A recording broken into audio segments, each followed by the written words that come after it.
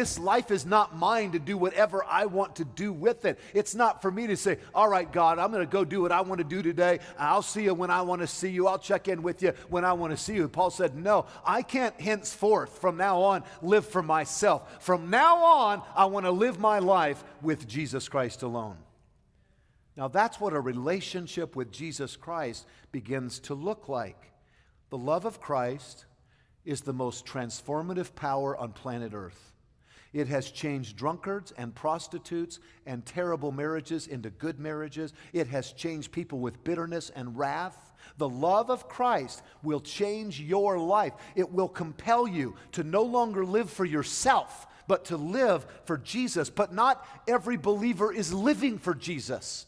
Not every believer has a personal, growing relationship. In fact, the Apostle Paul once wrote in the New Testament, 2 Timothy 4:10, these words, "For Demas hath forsaken me, having loved this present world." Paul said there was a man who could have been like Timothy. He could have been close with him. He could have been a co-laborer. But he forsook the Apostle Paul. Why? Because there's a lot of competing loves in this world. There is the love of Christ, the love for Christ, which should be the number one. But hey, there's always the competition for that mighty dollar. Well, I can make 12 cents an hour more if I move to Mobile, Alabama. There's always the competing love for that other woman. There's always the competing love for this or for that.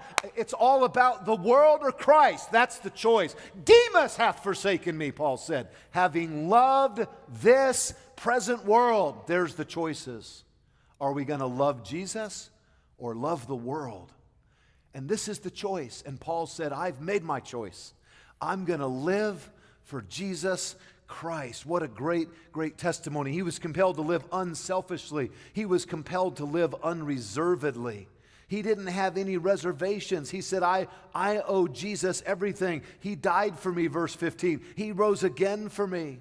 He said, no longer will I worry about what men think. Verse 16, the Bible says, wherefore henceforth, again, from now on, know we no man after the flesh. Yea, though we have known Christ after the flesh, yet now henceforth know we him no more. He said, in other words, I used to think of Jesus as being just another man after the flesh.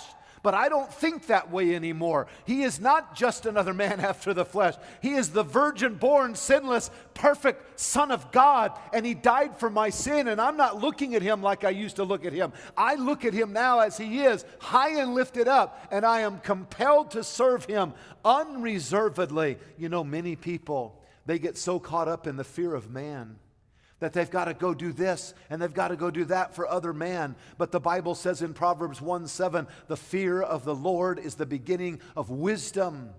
And here we see the Apostle Paul's testimony. He loved the Lord more than anyone or anything else you could possibly think of.